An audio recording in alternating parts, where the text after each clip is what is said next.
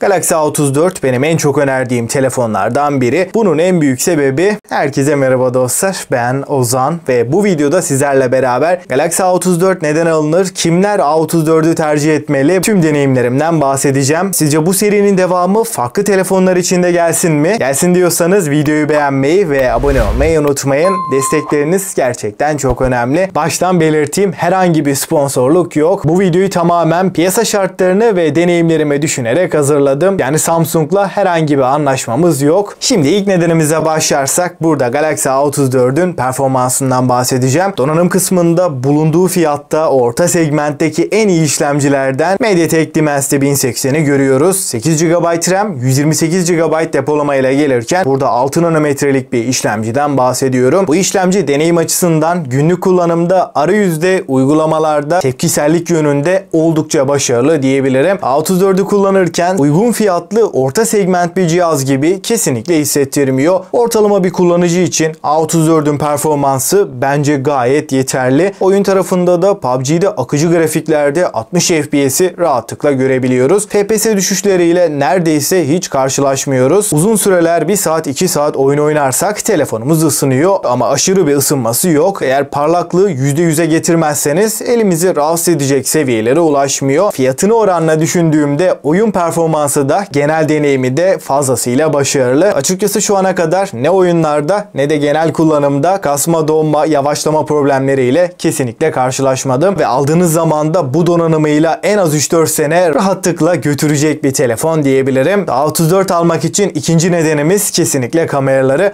Ana kameramız 48 megapiksel f1.8 ve OIS desteğine sahip. 8 megapiksel ultra geniş, 5 megapiksellikte makro kameramız var. Fotoğraf çekim kalitesi özellikle de ana kamera olarak aydınlık ortamlarda ışığı doğru bir şekilde aldığınızda ana kamera gayet başarılı sonuçlar ortaya çıkartıyor. Ultra geniş açıda düşük ışık hariç iyi bir performansa sahip. Makro kameranın da hiç fena olmadığını söylemem gerekiyor. Düşük ışık performansı ortalama seviyede. Düşük ışıkta da noise ve grenlenme ile karşılaşabiliyoruz ki orta segment bir telefondan bahsediyoruz. Düşük ışık performansı bence yine de yeterli. Ön tarafta da 13 megapiksel ve 4K 30 FPS çekebilen bir kameramız var. Arka kamerayla da 4K 30 ve Full HD 60 FPS çekimler yapabiliyoruz. Buradaki OIS desteği videolarda bize önemli bir artı olarak yansıyor. Ama çok hareketli çekimler yaparsanız videolarda biraz titremeler olabiliyor. Yine de bu fiyat bandında Note 12 Pro 5G'den sonra en iyi kamera performansı A34'te diyebilirim. Genel kamera deneyimi hem fotoğraflar hem de videolar konusunda A34 kameralarıyla da memnun edecek bir cihaz. Üçüncü nedene geldiğimizde burada bataryadan bahsedeceğim. 5000 mAh batarya 25 Watt hızlı şarj desteğiyle beraber geliyor. Ama kutu içeriğinden herhangi bir adaptörün çıkmadığını söyleyeyim. Yalnızca Type-C şarj kablosu çıkıyor. 25 Watt'lık şarj adaptörüyle A34'ü ortalama 1 saat 25 dakikada sıfırdan 100'e tam olarak şarj edebiliyoruz. Eğer benim gibi çok fazla oyunla işiniz yoksa günlük ortalama bir kullanımda 7-8 saat civarı ekran süresi verebiliyor. Günde 200 saat oyun oynuyorsanız da bu sefer ekran süreleri 5 saate kadar düşüyor. Eğer 60 Hz'de kullanırsanız da 10 saatlik ekran sürelerini tek şarjda alabilmek mümkün. Yani pek çoğumuz için A34'ün bataryası bir günü tam olarak çıkartacak bir performansa sahip. Telefon gün içinde elinizden düşmüyorsa da A34 batarya olarak hiçbir problem yaşatmayacaktır. Burada hızlı şarj olarak geride kalsa da verdiği deneyim üst seviyede ve 67 Watt gibi yüksek hızlı şarjlarında bataryaya uzun vadede çok olumlu etkisinin olduğunu söyleyemeyeceğim. Yani bataryanın sağlığını koruma açısından da bence çok yüksek hızlı şarjlar mantıklı değil. A34 almak için dördüncü nedenimize gelirsek burada A34'ün hoparlörlerinden bahsedeceğim. Stereo hoparlörleri görebiliyoruz.